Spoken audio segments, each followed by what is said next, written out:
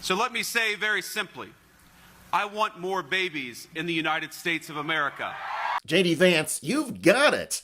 Hello, everybody. David Shuster here. One of the most viral memes on social media now is this. Vice President Vance as a bald baby. This and hundreds like it are all over the internet, as some of our viewers may have seen. There is Vance in his official portrait with baby cheeks, Vance with a propeller hat and lollipop, the same Vance in the Oval Office with a Nerf gun, baby Vance coming out of the ground in Las Vegas as the Sphere, and fat baby Vance with crazy hair. This image has become one of the most popular and is making it into satire videos of Donald Trump, Secretary of State Rubio, and Defense Secretary Hegseth. There will be either peace or there will be tragedy for Iran far greater than we have witnessed over the last 8 days. By most accounts, the image of Vance with fat baby cheeks began to take hold in October, when ex-user Dave McNamee wrote, "For every 100 likes, I will turn JD Vance into a progressively apple-cheeked baby." McNamee kept his promise as social media went wild. Eventually, McNamee's evolving thread received over 16 million likes. But the JD Vance ridicule resurfaced and intensified this winter when Ukrainian President Zelensky visited Trump and Vance in the White House Oval Office. You should be thanking the president for trying to bring it into this conflict. Have you ever been to Ukraine that you say what problems we have? Have you said thank you once? This A lot entire of meeting? times. No, in this Even entire meeting, today, have you said thank you? One of the first social media memes to go viral after that was this one. Barflug Narvin wrote, "You have to say please and thank you, Mr. Zelensky." Before long, Vance memes spun out of control. There was Vance as a young woman, Lederhosen Vance with a lollipop, Vance with heavy eyeliner, Vance painting with crazy hair, Green Monster Vance, Baby Vance with the beanie, and the standard Baby Vance. This might have ended as just a humorous internet meme, except that members of the Trump administration didn't seem to find it very funny. And recently, Customs and Border Enforcement agents flipped out at a Norwegian tourist because the young man, Mads Mikkelsen, had the Vice President Vance baby meme image on his phone. This happened at Newark Airport in New Jersey. At first, upon arrival, Mikkelsen didn't want to hand over his phone. Mikkelsen says that after being warned he could face a fine or even prison, he gave immigration officers the PIN code to his phone.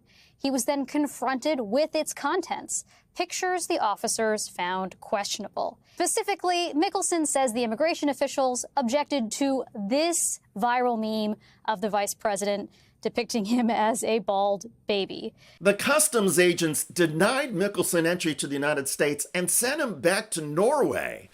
The story has now been picked up in Europe and has even become a talking point in Ireland's parliament about Trump administration censorship. Watching a major incursion on freedom of expression, unthinkable in a Western democracy. This week, a young Norwegian tourist detained by ICE at Newark Airport and sent back to Oslo. Why? He had this meme on his phone, Minister. A meme depicting Vice President JD Vance as a baby. I mean, extraordinary, extraordinary. That a young person with this amusing meme on their phone depicting a public person, that this would be used as an excuse to detain him for 5 hours and then deport him back to Oslo. The Trump-Vance administration is now trying to engage in damage control. Headline, U.S. officials refute claim that tourist was denied entry over JD Vance meme. Quote, claims that Mads Mikkelsen was denied entry because of a JD Vance meme are false, Department of Home Security Assistant Secretary Tricia McLaughlin said in a statement. Mikkelsen was refused entry into the U.S. for his admitted drug use. Mikkelsen calls that a blatant falsification. He says he did tell the customs agents at Newark that he had used marijuana twice in his life, but says the agents told him he was being denied entry because of his ridicule of Vice President Vance.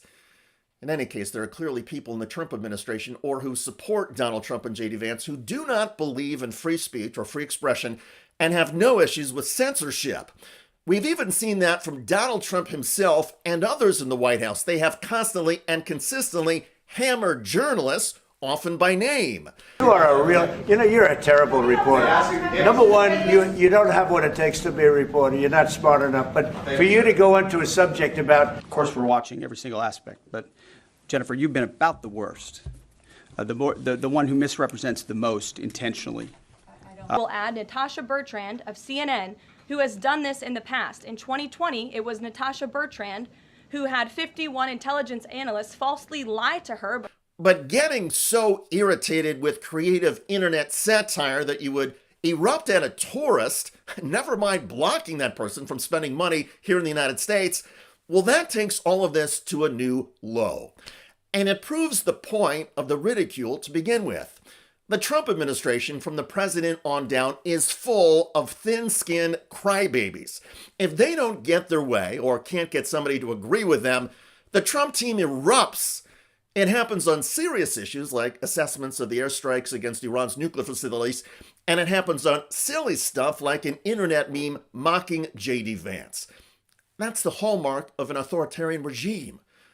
So be careful out there. It's all fun and games on the internet, but as many parents know, all hell can break loose when you're trying to get through an airport with a baby. By the way, the Trump White House recently flipped out over a giant statue mocking Donald Trump. Known as Dictator approved, the statue stands 8 feet tall and features a gold-painted hand that is squashing the crown of the Statue of Liberty. According to a permit issued by the National Park Service, the creator said the work was a response to this, Donald Trump's military parade. Watching this magnificent display, our souls are filled with gratitude. The Dictator statue display includes real quotes about Donald Trump from 4 of the world's dictators. "We do have a great deal of shared values. I admire President Trump," said Jair Bolsonaro, who attempted a military coup in Brazil. "President Trump is a very bright and talented man," said Russia's Vladimir Putin. "The most respected, the most feared person is Donald Trump," said Hungary's Viktor Orban. "Your Excellency, a special relationship, the extraordinary courage of President Trump," said North Korea's Kim Jong-un. Trump was caught on a hot microphone on Fox News, praising and admiring Kim Jong-un's grip on power. Are we close to seeing Mr. Kim here at the White House? Could happen. I mean, They talked about that yesterday with Mike Pompeo? I think it's something that could happen. Yeah. Hey, he's the head of a country, and I mean, he is the strong head. Don't let anyone think anything different. Right. He speaks and his people sit up at attention. I want my people to do the same. The people behind Dictator Approved have done a tribute statue before. Last October, as the Washington Post headline said, "Poop statue appears on the National Mall." It featured a bronze poop on a desk with an office phone and a nameplate belonging to Rep. Nancy Pelosi. A plaque said, "This memorial honors the brave men and women who broke into the United States Capitol on January 6, 2021 to loot, urinate, and defecate throughout these hallowed halls in order to overturn an election." President Trump celebrates these heroes of January 6 as unbelievable patriots and warriors. This monument stands as a testament to their daring sacrifice and lasting legacy. Check out that video at the link below. It generated a lot of comments on YouTube, one of the most popular from Spider Dog, who wrote, "Under no conditions would I ever show Trump respect." I hear you. I look forward to reading your comments about the Trump team going berserk over the ridicule of JD Vance. I'm David Shuster. Thanks for joining us.